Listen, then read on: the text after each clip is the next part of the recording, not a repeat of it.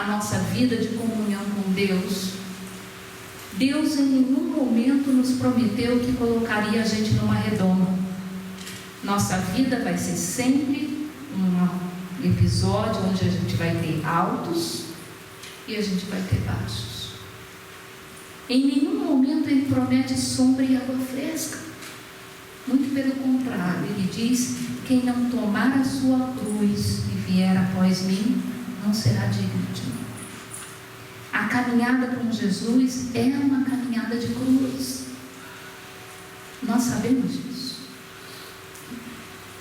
Não é que Deus nos faça sofrer para provar que Ele é verdadeiro. A vida nos faz sofrer. E o que nós precisamos é, nesses momentos de dificuldade, entender que por mais que a gente não veja o sol, Ele está brilhando lá. Eu sempre digo para vocês que 2 Coríntios 4-6 são talvez as passagens bíblicas que o servo de Deus tenha que saber de cor no coração. Em tudo somos perseguidos, mas jamais alcançados. Nunca vencidos. E o atual e leve sofrimento que ora enfrentamos nos prepara para um incomensurável peso da glória que nos aguarda. Porque miramos as coisas invisíveis e não as visíveis. Porque as visíveis são temporárias e as invisíveis são para toda a eternidade. A gente tem que acreditar nisso. A gente tem que viver nisso. Então esse jovem é grato àquele pastor que praticamente o humilhou, porque ele o fez entender que precisava conhecer o Senhor seu Deus. E nós somos muito gratos a Deus, porque o fato de nós estarmos aqui esse fim de semana significa que a gente já percebeu que precisa conhecer o Senhor seu Deus. Como a gente pode se dizer cristão se a gente não sabe quem é Jesus, se não sabe o que Ele pensa, se não sabe onde Ele vai, se não sabe o que Ele quer? Então, não é conhecer intelectualmente, mas conhecer no sentido bíblico, ter uma relação íntima com Deus. E aí, nós chegamos no segundo livro, porque um livro que ajudou ele muito a escrever esse livro sobre Jesus na Eucaristia foi um livro do próprio Scott Hahn, chamado O Quarto Cálice. Nenhum desses livros tem ainda em português, mas eles são fáceis de encontrar na Amazon para quem quiser ler em inglês, e quem sabe um dia a gente mesmo até traduz para ter em português.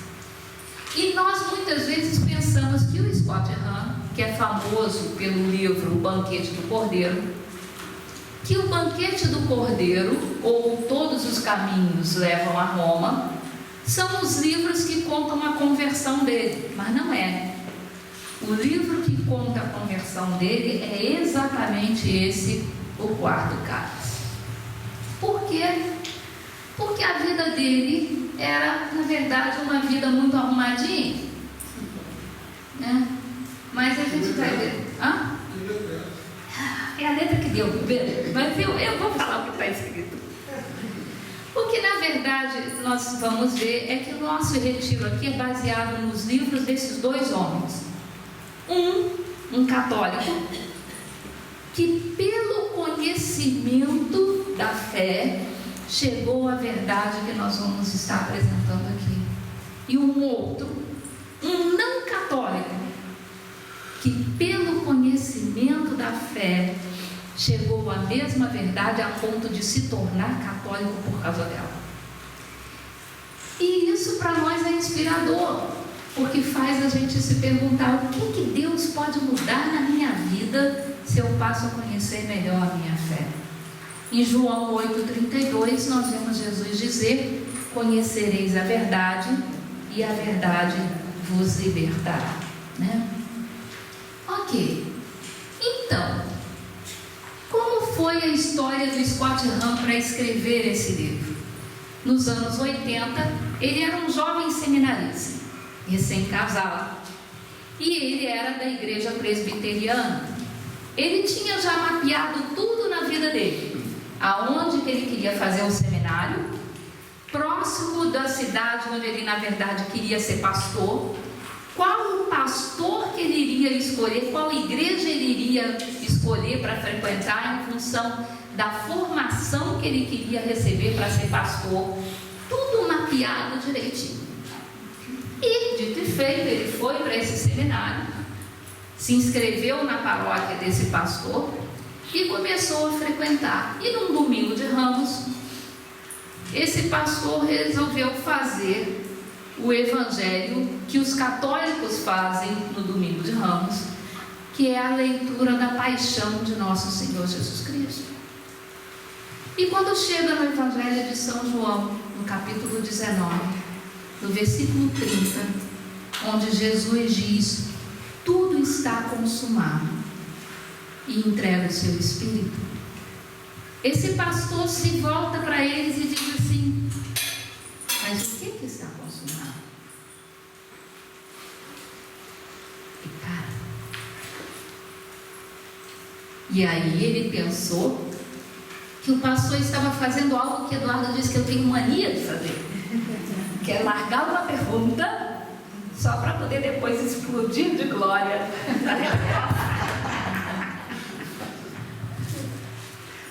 E aliás é um comentário que vale a pena fazer. Quando eu comecei a ler esse livro, eu fiquei tão empolgada que eu no carro comecei a narrar pedaços dele para o Edu e falei assim: a gente precisa fazer um retiro desse livro, mas é um conteúdo tão denso que eu acho que o retiro que a gente costuma fazer de um dia só ia se perder muito, porque tem um movimento da paróquia lá em volta, a gente precisava ir para um lugar separado. E aí ele falou assim: ó, o Lumen Christi ia gostar de fazer um retiro, por que você não vê um lugar para as pessoas se recolherem para meditar sobre esse tema? E aí eu cheguei na Santa Mônica e disse: olha, meu marido achou melhor a gente fazer um retiro nisso. E a Norminha que estava lá falou assim: por que não foi ele? Né? Então foi assim que a gente veio parar aqui. Mas quando esse pastor disse: o que é que está consumado? Ele ficou esperando a resposta. Ele disse assim: a salvação? Epa, mas os escritos de Paulo diz que o processo da salvação se conclui com a ressurreição. Então ainda não pode ser a ressurreição. O que está consumado? Na verdade, o que Jesus está querendo se referir? O que é isso? E o pastor se volta e fala: até hoje eu não encontrei a resposta para essa pergunta. E aí terminou o culto, na porta, ele vira para o pastor e fala assim: não deixa esse suspense, o que é que está consumado? E o pastor responde para ele: Scott, eu não encontrei a resposta, mas pode ser que você encontre. E esse pastor, sem saber, ele deu nesse momento o primeiro passo para dar para a Igreja Católica um dos maiores teólogos que nós temos hoje na nossa igreja, porque ele foi buscar a resposta. E ao buscar a resposta, ele chegou na Santa Ceia. Por quê? Porque qual foi a última coisa que tinha acontecido com Jesus antes dele dizer essas palavras?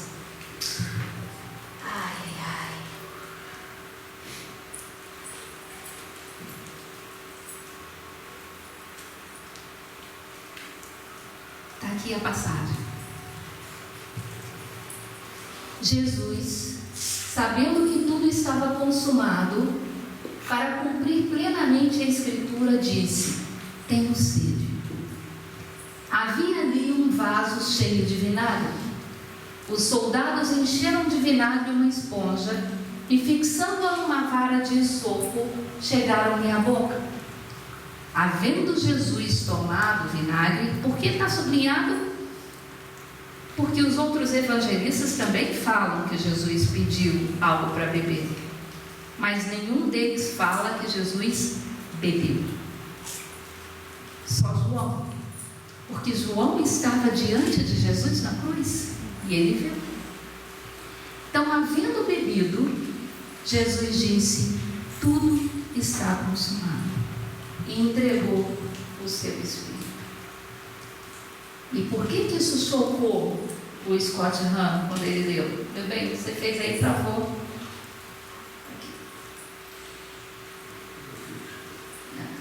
Pronto. Então, Jesus havia bebido vinagre. Foi a última coisa que ele fez. E por que ele ficou chocado com essas palavras?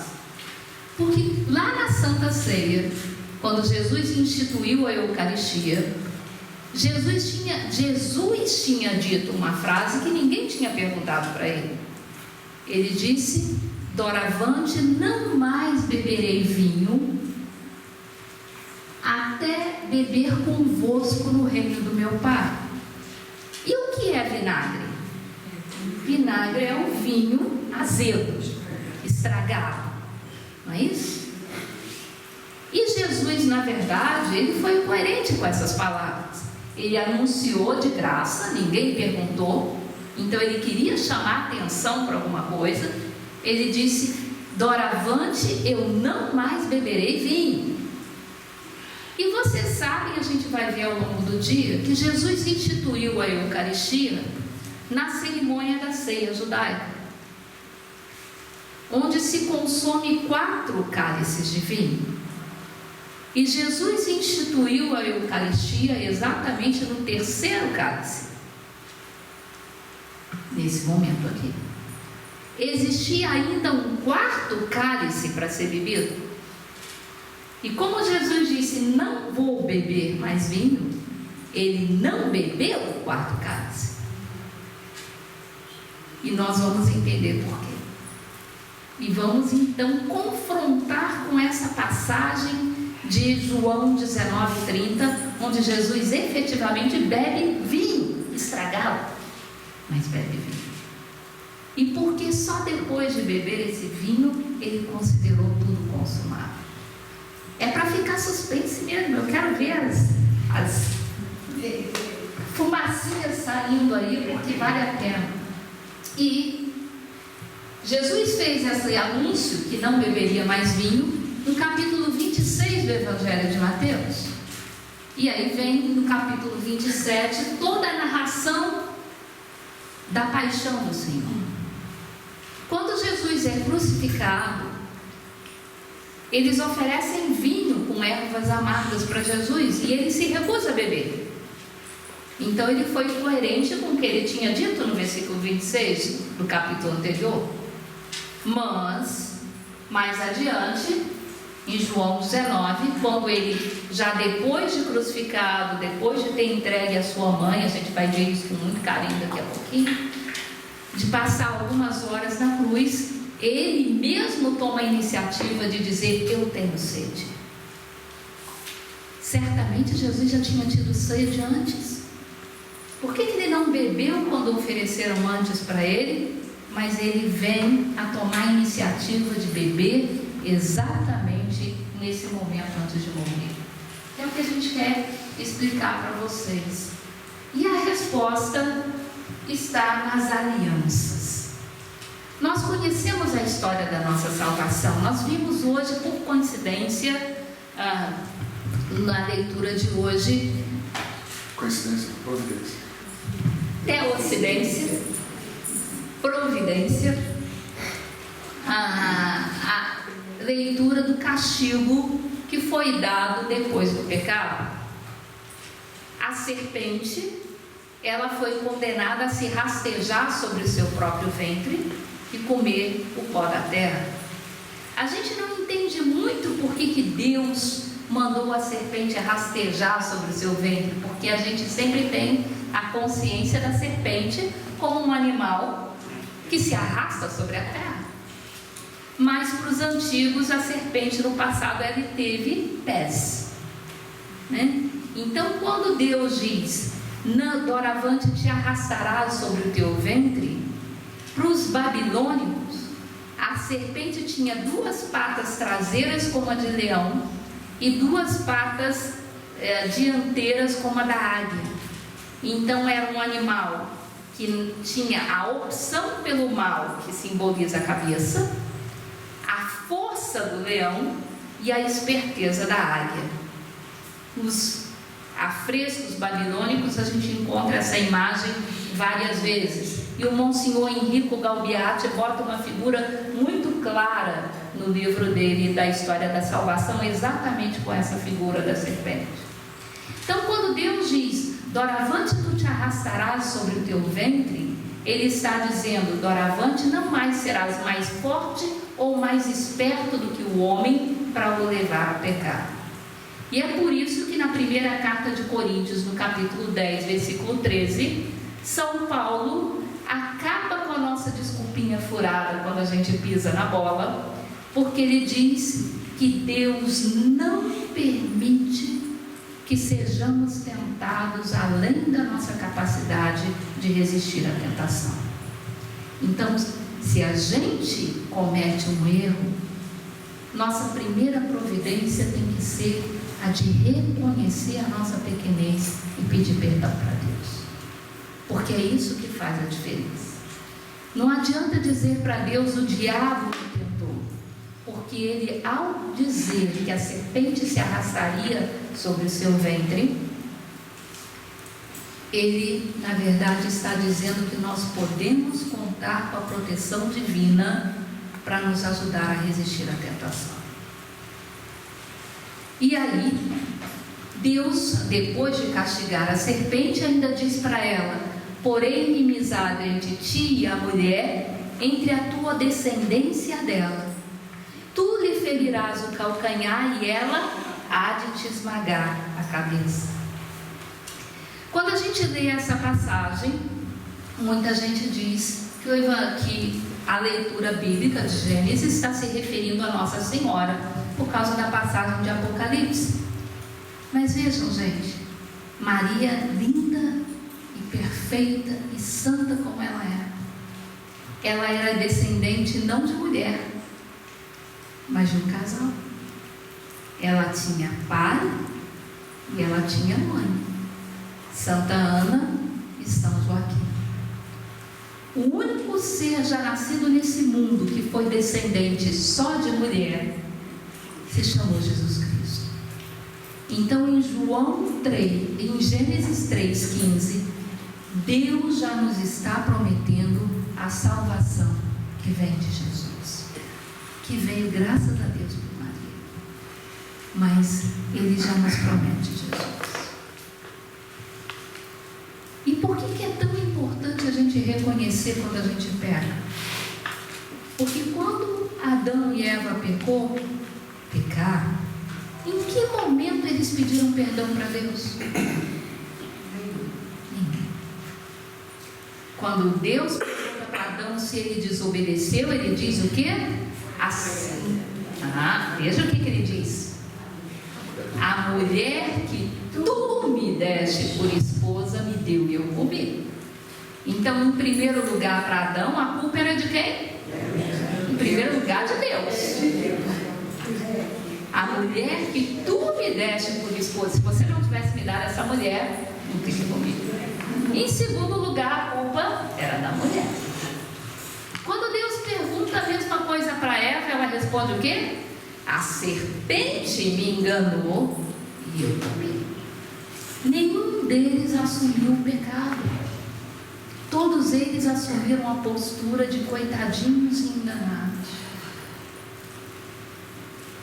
Deus só pode ter misericórdia de quem necessita de misericórdia, de quem se sente necessitado de misericórdia. Talvez se eles tivessem batido a mão no peito, reconhecido o erro e pedido perdão, a história da humanidade pudesse ter sido diferente. Mas Deus, porque o homem pecou, não quis que o homem continuasse no paraíso. Foi a leitura de hoje, por providência. Por quê? Porque o padre Bernard mesmo respondeu na missa: ele não queria que o homem vivesse eternamente a partir daquele momento. Por quê? Porque o homem não foi criado para ter o bem e o mal no seu coração. Deus, quando nos sonhou para viver o que é bom, para fazer o que é bom, para viver o que é bom. Nós não fomos pensados para conviver com o mal. O homem não sabe viver com o mal. Nós muitas vezes fazemos as coisas crentes que estamos fazendo bem e na verdade provocamos o mal e provocamos sofrimento até nas pessoas que a gente ama. E não estamos sozinhos nisso. São Paulo, em Romanos 7,19, diz: eu não sei o que acontece comigo, porque eu me vejo fazendo o mal que eu não gostaria de fazer, ao invés de fazer o bem que eu gostaria de praticar. O homem tem essa dificuldade de discernir o que é bem e o que é mal. Por isso, em Deuteronômio 30, Deus faz para a gente um convite. Ele diz: eu coloco hoje diante de ti a bênção e a maldição, a vida e a morte. Escolhe, pois, a vida, para que a gente possa discernir as coisas que nos acontecem, escolher o que é bom, porque Deus não pode fazer essa escolha por nós. Ele respeita demais o nosso livre-arbítrio para fazer essa escolha por nós. É São Paulo. São Paulo é Romanos 7,19. Então, qual foi a solução que Deus encontrou quando Ele tirou o homem do paraíso? Ele, em primeiro lugar, ele sai do paraíso com o homem. E estava tão perto a ponto de Caim e Abel poderem fazer uma oferta para Deus. E aí a gente já começa a responder uma primeira pergunta: por que ovelha? Por que cordeiro? Por que Jesus é o Cordeiro de Deus? Por que a oferta em expiação pelo pecado passou a ser o Cordeiro? Porque a primeira oferta agradável a Deus que foi feita na humanidade foi a oferta de Abel, que ofereceu as primícias do seu rebanho para Deus. Mas nós sabemos o que acontece com Abel. O seu irmão o mata por inveja, por ciúme.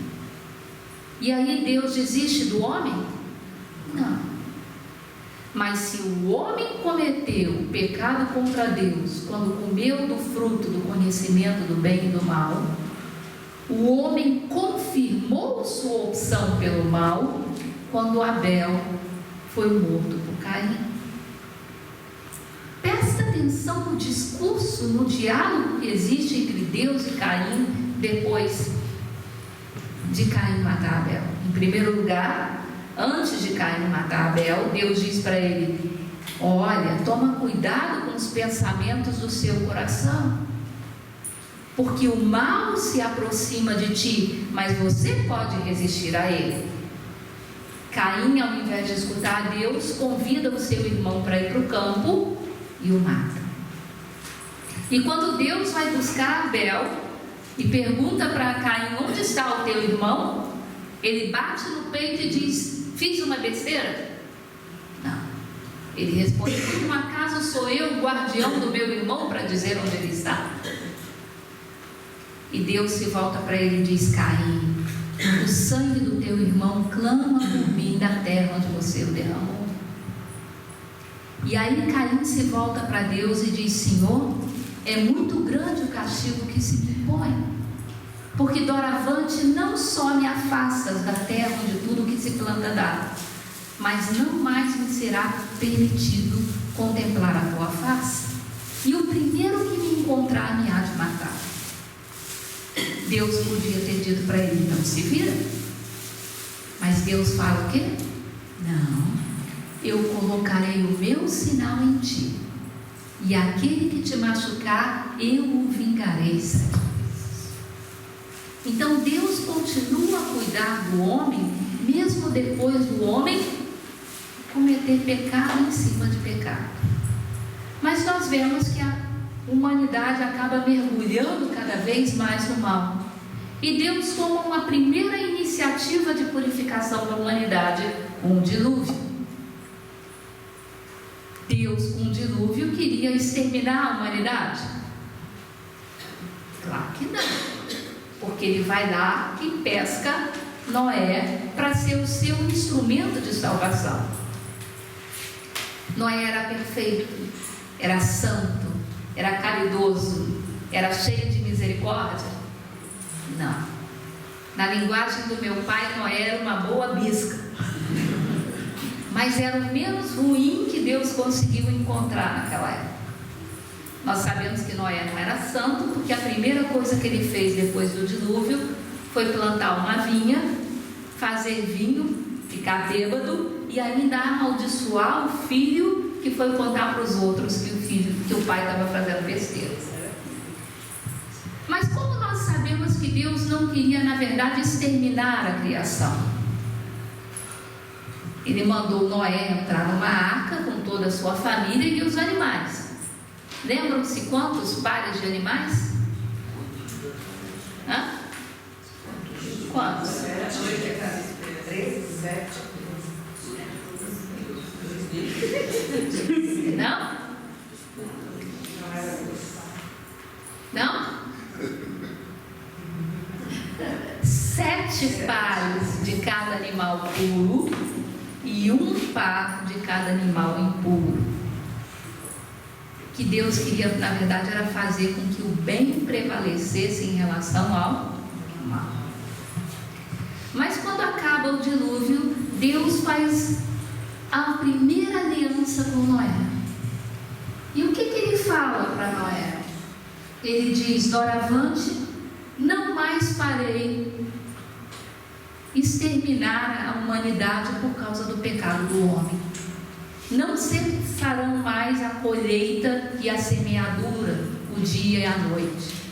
Se de hoje em diante, sempre que eu fizer cair a minha chuva, eu colocarei no céu o meu arco como sinal e lembrança da aliança que hoje eu faço convosco. Então, o que foi a aliança celebrada por Deus com Noé em Gênesis 9? Uma aliança onde Deus prometia proteção e ele requeria do homem o quê? Obediência. Para não voltar a trazer um mal para dentro da humanidade, para que o esforço do dilúvio não fosse perdido. Ele queria, na verdade, renovar a criação. Funcionou? Nós sabemos que não. O pecado continuou a entrar no coração do homem e continuou a abundar.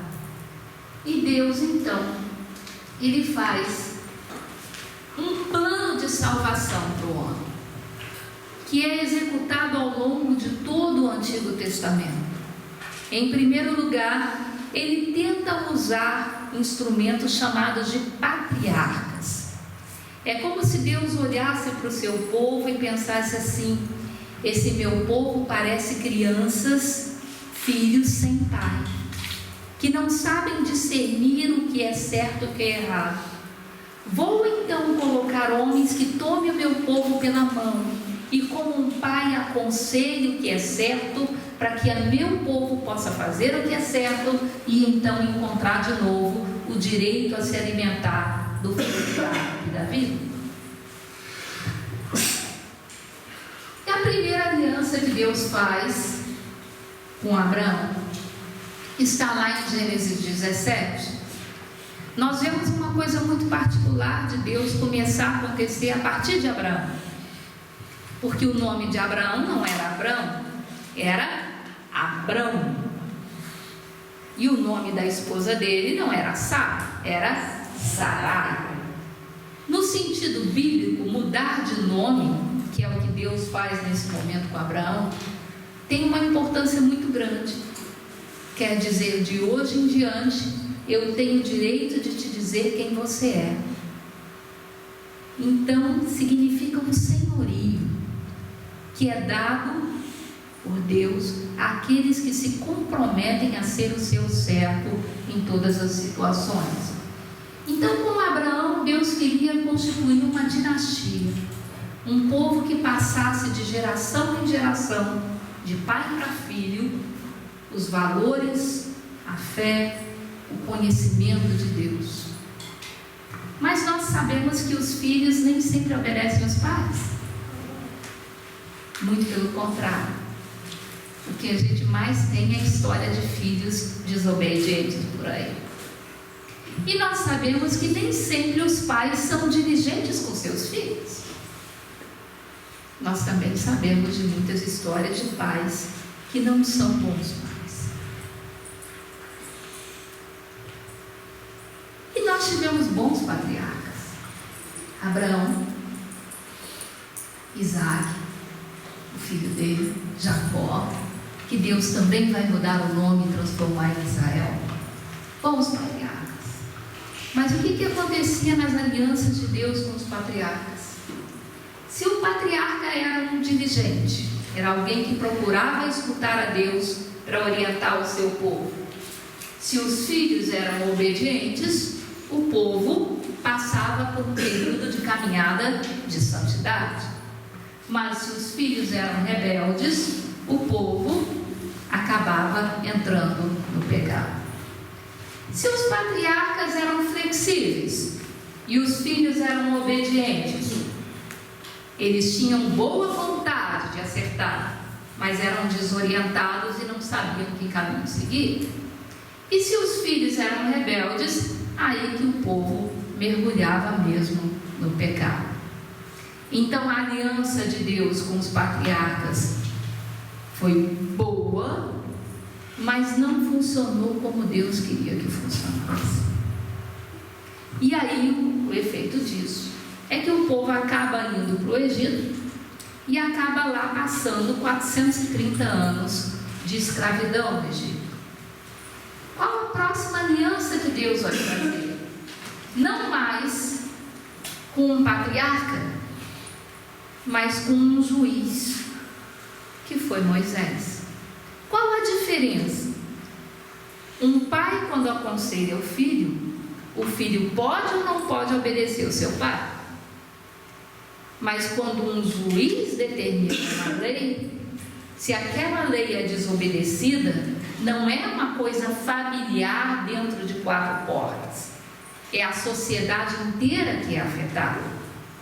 Então, há um rigor maior a partir do momento que Deus começa a conduzir o seu povo, não mais por patriarcas, mas por juízes. Mas para você ter um juiz, você precisa ter uma lei. Entenderam o porquê dos 10 mandamentos?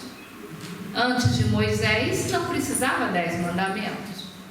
Depois de Moisés, nós precisamos do mandamento. Por quê? Porque eu só posso ser cobrado sobre uma lei se eu a conheço e estou sujeito a ela.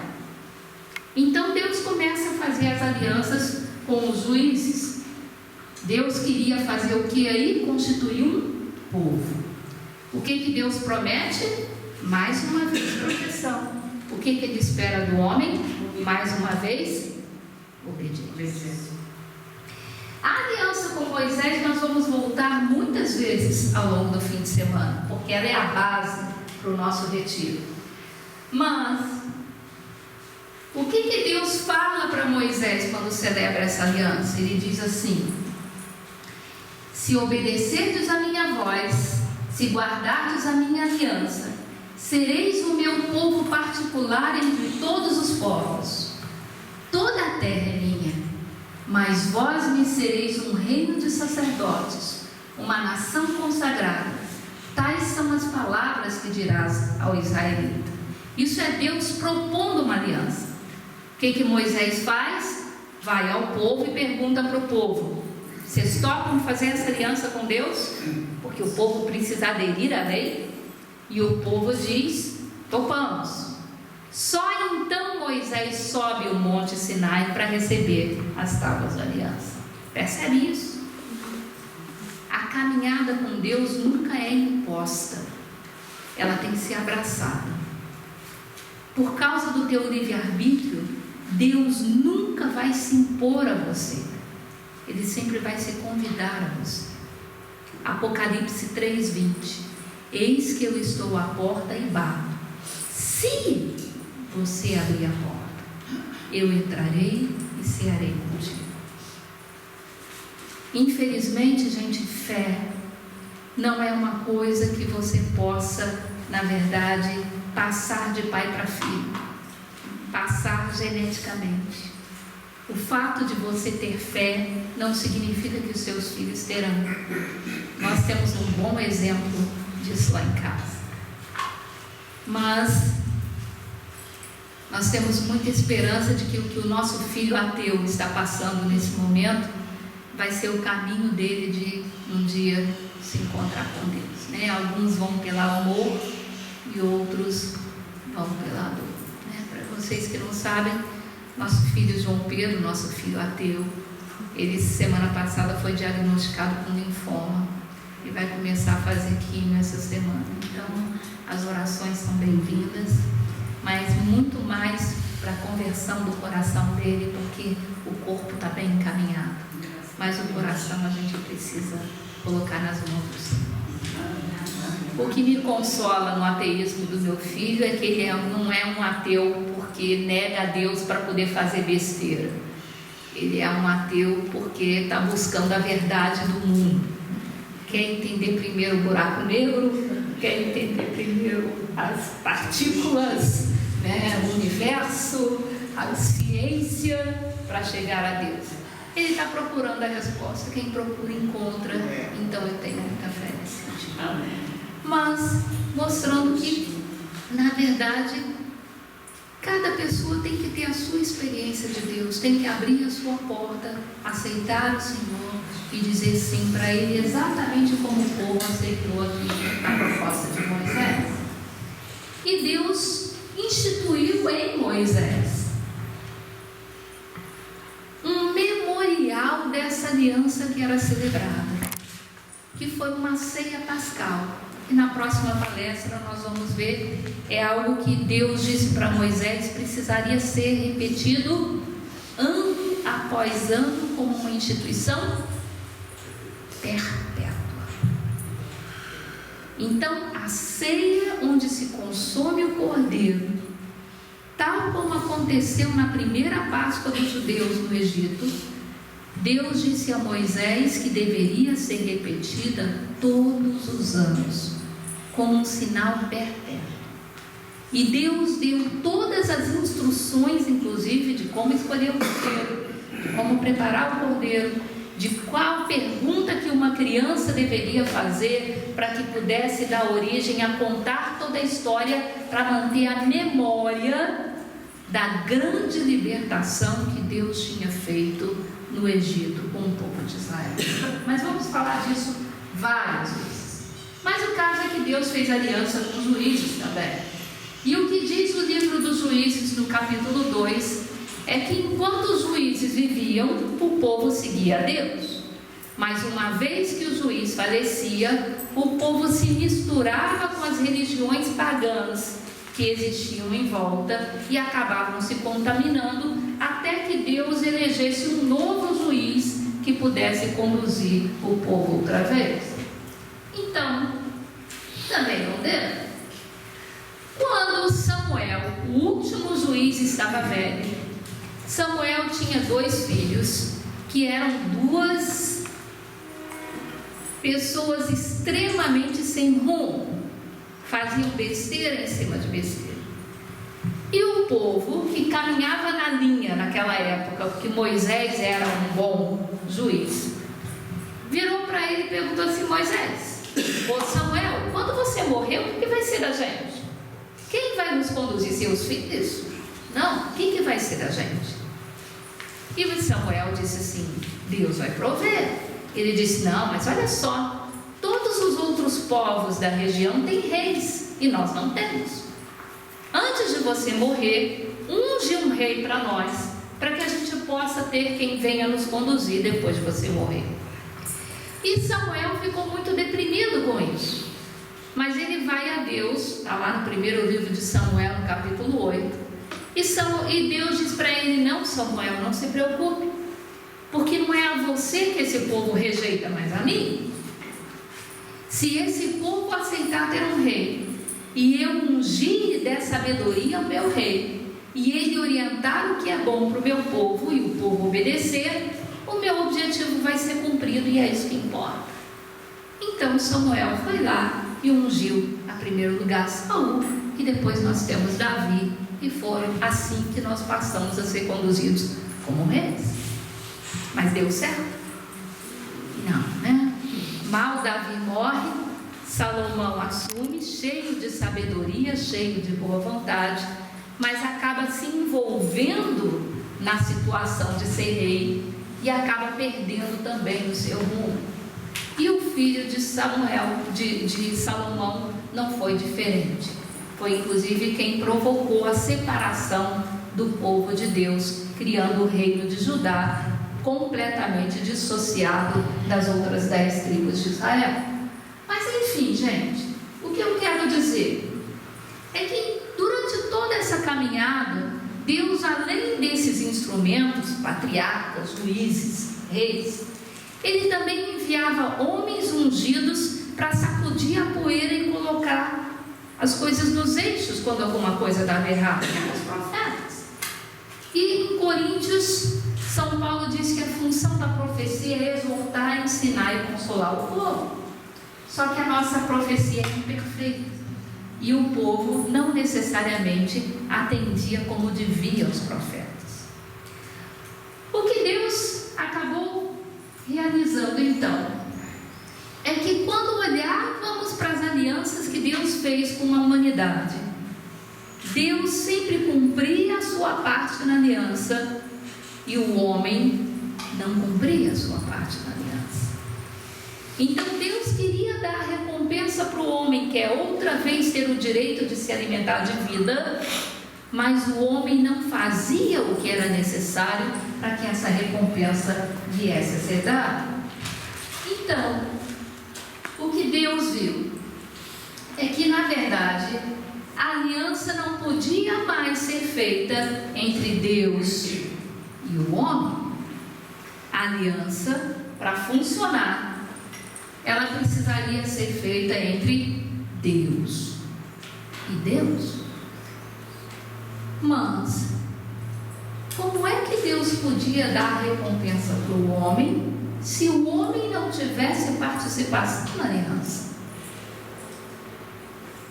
Não seria justo o homem receber uma recompensa se ele não tivesse recebido a recompensa.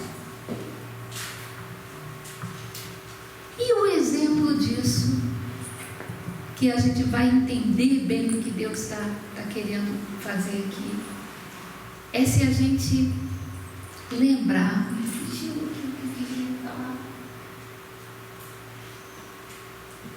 Deus precisava fazer aliança entre Deus e Deus, mas ao mesmo tempo uma aliança em que o homem fosse representado nela.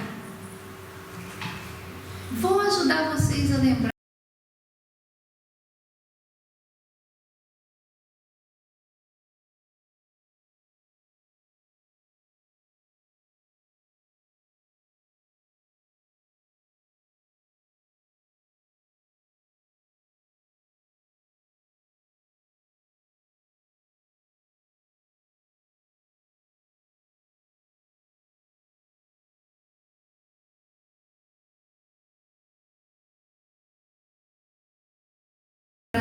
Entender o que eu estou querendo dizer.